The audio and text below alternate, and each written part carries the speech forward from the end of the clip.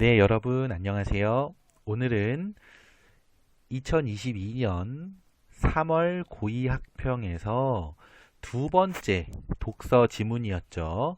개인정보 자기결정권의 헌법상 근거와 보호 영역 분석을 해보도록 할게요. 지문을 한번 보면은 정보통신 기술의 발달로 개인정보는 데이터베이스화 되었는데 데이터베이스라는 것은 간단하게 말하면 컴퓨터에 대량의 정보가 이렇게 축적되기 시작했다. 이 정도로 보면 돼요. 그러니까 중요한 건 유출되기도 쉬워. 한번 유출될 때 한 명 전화번호가 아니라 파일 하나가 유출된다면 수백, 수천 명의 연락처일 수도 있고 개인정보가 이렇게 유출이 될 수 있죠. 그에 따라 이 개인정보에 대한 인식 커지게 마련이고요.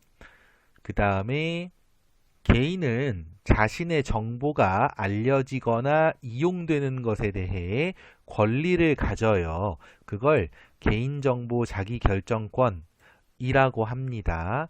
일단 옆에다가 조금 써볼까요?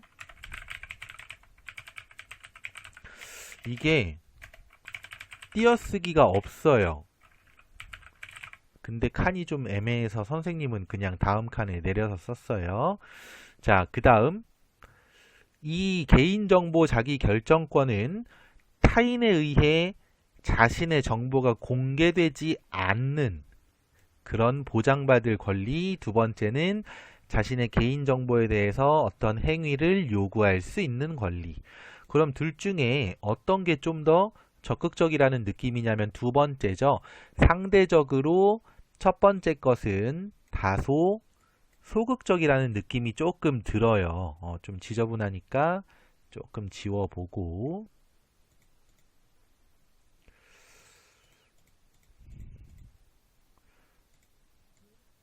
뭐야 이거? 호.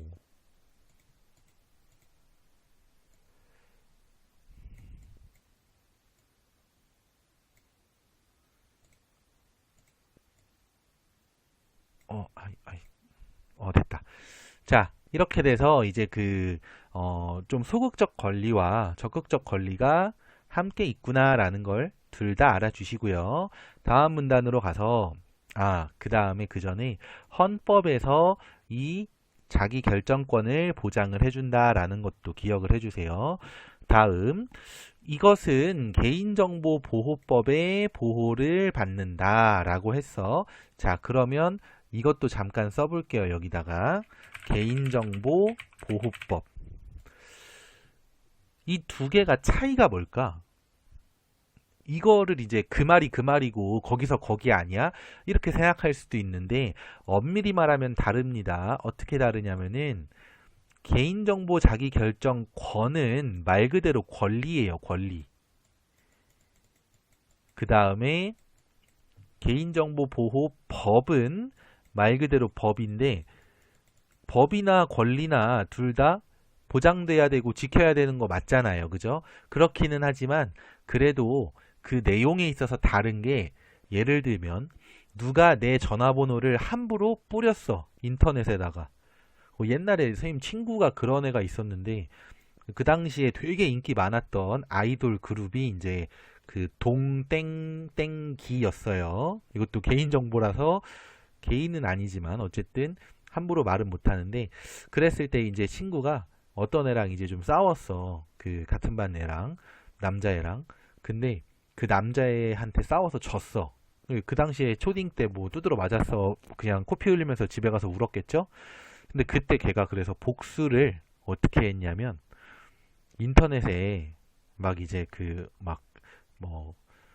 카페 같은 데다가 글을 올린 거야. 이거 그 동땡땡기에 누구누구 전화번호다. 이렇게 친구 핸드폰 번호를 올려가지고 그 친구가 굉장히 많은 전화에 시달렸던 적이 있어요. 근데 그때 생각하면 참, 얘는 재밌는 친구구나. 뭐 그냥 속된 말로, 얘 또라이다 진짜. 이렇게 생각을 했는데 지금 생각하면 이게 개인정보 자기결정권을 침해한 거고 개인정보 보호법을 위반한 거잖아. 그죠? 그러면 그 친구는 처벌받을 때 이 법의 내용에 따라 처벌을 받고요. 그 친구가 잘못한 건 권리, 개인정보 자기 결정권을 보장해주지 못한 거야. 타인의 권리를.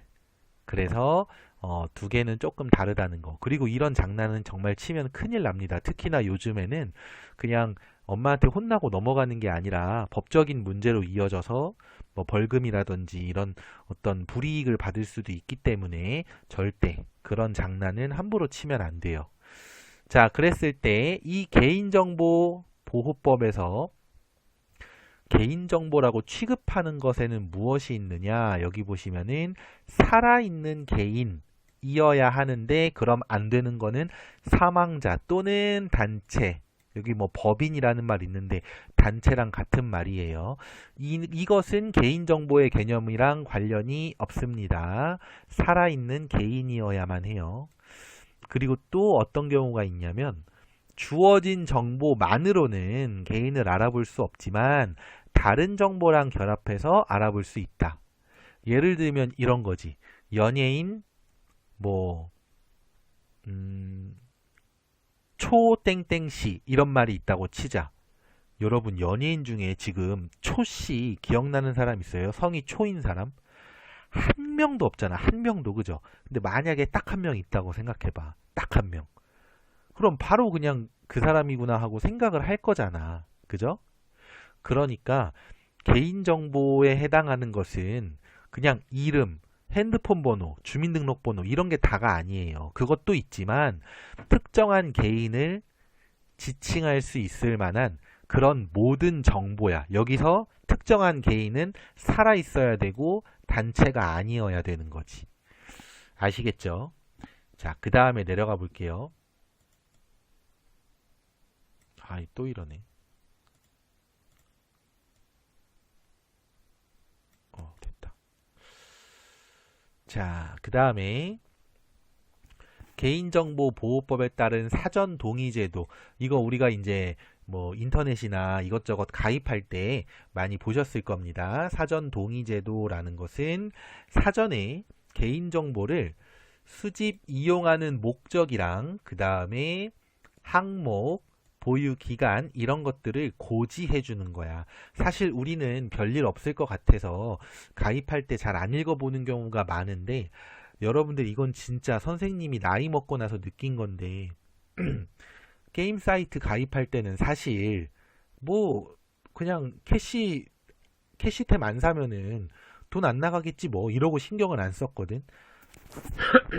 근데 나중에 이제 선생님이 나이를 먹고 나서 뭐 보험 가입도 하고 저축 가입도 해야 되잖아요.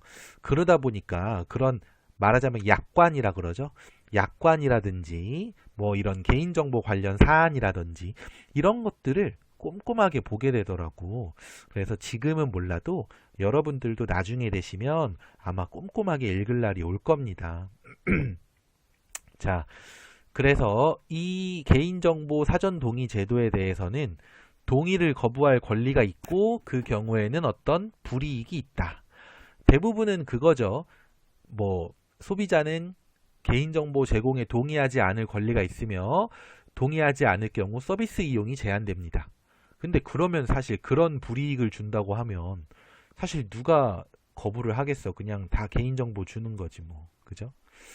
뭐 그래도 어쨌든 이렇게 미리 사전에 고지를 해야 된다라는 거를 알아두시고 근데 그 중에서도 좀 특별한 개인정보가 있어요. 뭐냐?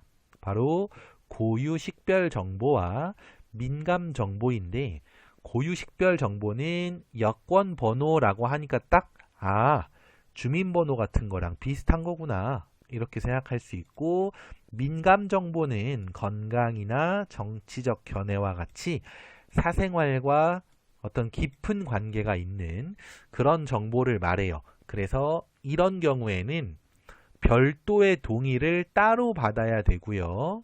그 다음에 밑줄이나 큰 글씨를 통해서 강조를 해야 돼요. 그게 안 돼 있으면 법적인 문제를 삼을 수 있습니다.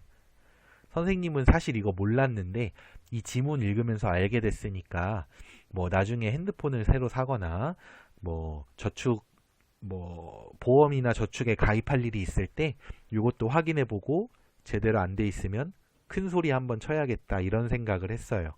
이 비문학을 읽는 재미죠. 뭐.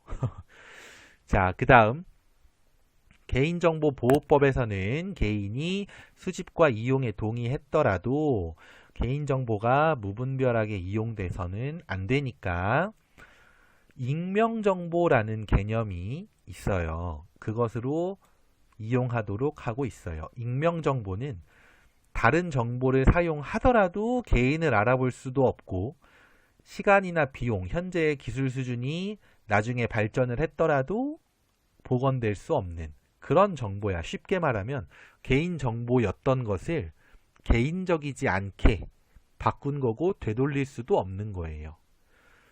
뭐 사실 익명정보라는 개념이 좀 추상적이라서 어렵게 느껴질지 모르겠어요. 선생님은 좀 쉽지가 않더라고. 근데 이렇게 생각하면 쉬울 것 같아요. 선생님을 30대 남성 A씨라고 바꿨어.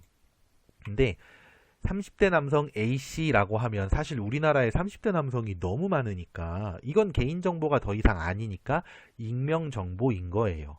정말 이렇게만 딱 바꿔서 표현했으면. 그죠? 그런 거고 근데 뭐 예를 들어서 뭐 선생님이 사는 뭐 어디 동네에 사는 뭐 30대 남성 A씨 또는 무슨 건물에 사는 30대 남성 A씨 이런 식으로 말을 해버리면 그 안에서는 선생님을 특정해서 나를 본인을 특정해서 찾기가 조금 더 쉽잖아요. 그러면 이건 익명 정보라고 보기가 어려워요. 다른 정보를 사용해서 개인을 알아볼 수도 있으니까. 이해되시죠? 자, 근데 그러면 익명 정보는 그런 거구나 하면 되겠고 다른 정보에는 또 뭐가 있지? 내려가 보면 최근에는 정보 활용의 중요성이 커지며 어떤 게 있었냐면은 유연성을 좀 높여야 된다. 여기서 유연성은요, 뭐 팔다리를 이렇게 막 이상한 방향으로 꺾어내는 그런 능력도 물론 유연성이야. 하지만 여기서는 유연성 하면은 이제 제도를 적용함에 있어서 다양한 상황에 대처할 수 있도록 좀 어떤 여지를 주는 걸 말해요.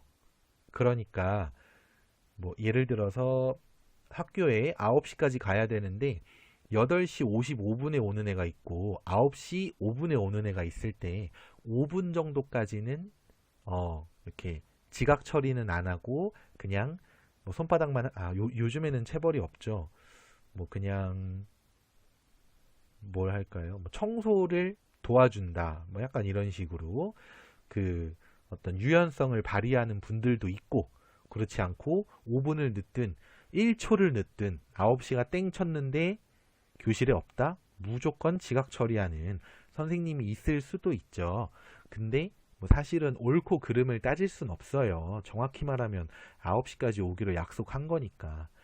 그래서 그 유연성은 이럴 때 쓰는 어떤 그 관용적인 표현이니까 알아두시면 좋겠고 한마디만 보태면 이제 9시 5분에 와도 5분 정도는 그냥 웃으면서 봐주는 사람이 착한 게 아니에요. 그 사람은 그냥 유연한 거고 반대로 1분도 안 봐주고 1초도 안 봐주는 사람은 나쁜 게 아니라 유연하지가 않은 거예요. 그냥 본인한테 유리하면 착한 거고 불리하면 나쁜 걸로 판단을 하는 경우가 있는데 선생님은 학생 때 그랬거든. 같은 반 친구가 누구누구 쌤은 1초만 늦어도 뭐라 해서 짜증나. 그 쌤 나빠 라고 하는데 나쁜 게 아니라 네가 싫어하는 거잖아. 이렇게 말을 했어요. 물론 그 덕분에 그 친구랑 싸웠지만 근데 어떤 여러분들이 이제 고등학생이고 아마도 고2나 그 이상이기가 쉽죠. 이제 곧 어른이 되니까 그런 좀 성숙한 생각을 가지길 바래서 언급을 해봤습니다. 그 다음이 또 이제 나오는 게 바로 가명정보라는 개념이 나와요.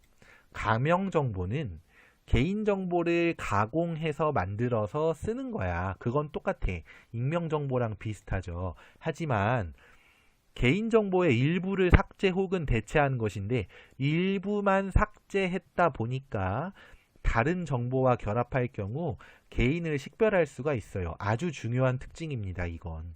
왜 그러냐면 가명 정보는 그러면 이렇게 해서 이해해 볼 수 있잖아요. 이쪽에다가 밑에 공간에 쓸게요. 가명 정보는 개인정보로 복구가 가능하죠. 근데 익명정보는 복구가 불가능해요. 그렇다면 여러분, 이 둘 중에 개인정보보호법에서 다루는 게 뭐겠어요? 개인정보보호법에서 개인정보라고 하는 건 특정한 사람을 지칭하는 정보나 지칭하기 쉬운 정보라고 했었어, 분명히. 그러면 얘는 다루는데 익명정보는 다루질 않아요. 알겠지? 그래서 이 가명정보와 익명정보는 비슷해 보이지만 개인정보보호법에서 다루냐 그렇지 않냐라는 아주 큰 차이가 있다는 거 기억을 해주시고요. 그리고 가명정보는 개인정보와 1:1 대응이 가능해요. 아까 선생님이 예를 들었던 30대 남성 A씨는 너무 많지만 무슨 건물 몇 층에 사는 30대 남성 A씨 하면은 그거 사실 나밖에 없을걸? 이렇게 생각하면 1:1 대응 개념 좀 이해가 되실 겁니다. 자, 그러면 본문은 여기까지 보도록 하고요. 다음으로는 문제 보도록 할게요. 자, 문제는 우선 3번 먼저 보도록 합시다. A를 참고하여 빈칸에 들어갈 내용으로 적절한 것. A가 뭐냐면 이 앞부분 본문의 첫 번째 문단이었어. 이제 헌법에서 보장해준다 뭐 이런 것들. 그랬을 때 빈칸에 들어갈 말이 뭐냐 보면은 보기에 여기가 중요한데요. 헌법에서 말하는 권리에서는 내 자유를 제한받지 않을 권리니까 아무래도 소극적이라는 느낌이 있어. 이건 적극적인 요구라는 개념이 다소 안 드러난단 말이야. 청구권적인 성격을 포괄하기 어려워요. 그래서 어떤 내용이 들어가야 되겠어? 3번 개인정보 처리에 대한 일정한 행위 요구 권리. 이게 들어가는 게 적절하겠죠. 나머지 것들 옳지 않은 이유 꼭 읽어보시고요. 다음으로는 4번을 한번 봅시다. 자, A의 사례에서 A가 뭐냐면 개인정보예요. 이 중에 개인정보가 아닌 게 뭘까? 2번하고 5번이에요. 자, 2번 사망자니까 사실 이거는 좀 쉽죠. 근데 사진의 이름까지 하면 너무 개인적이라서 헷갈릴 수 있지만 2번은 답이 안 되고요. 그러니까 올바르지 않고요. 그 다음에 5번 설립자의 이름을 딴 땡땡땡 학원. 사실 뭐 이렇게 여러분들 지나다니다 보면은 사람 이름 들어간 그런 학원 많잖아요. 근데 이런 그 학원 이름이 학원이라는 개념은 개인이 아니잖아요. 단체잖아, 단체. 그래서 5번도 개인정보로 취급하지 않습니다. 그리고 나머지 것들은 개인정보가 맞아요. 자, 그 다음에는 아래로 내려가서 5번을 바로 볼게요. 이게 이제 그 가와 나의 보기의 내용을 적용을 해보는 건데 보기의 내용이 아니죠. 윗글의 내용을. 자, 보기의 동의서에서 확인할 수 없는 것에는 무엇이 있을까? 지금 이 보기 일시정지하고 쭉 본 다음에 자, 아래의 선지 쭉 봤을 때 어떤 게 확인할 수 없는 걸까요? 자, 위에 보시면은 이 부분에서 뭐 예를 들면 거부권이라든지 서비스 제한과 같은 불이익이라든지 다 나오는데 이거 나오나요? 이용 목적이나 기간 뭐 몇 년 동안 또는 몇 개월 동안 보유하고 있다가 폐기합니다. 이런 거 안 나오잖아. 그래서 답은 4번이 됩니다. 이렇게 보기 사례에 적용하거나 이런 개념이 이런 문제가 출제될 수 있으니까 여러분들 이 뒤로도 문제 잘 풀어봐 주시고요. 그러면 오늘 수업은 여기까지 하도록 할게요. 다들 고생하셨고요. 지금까지 수업에 활용된 모든 자료는 나무 아카데미 홈페이지에서 이용하실 수 있습니다.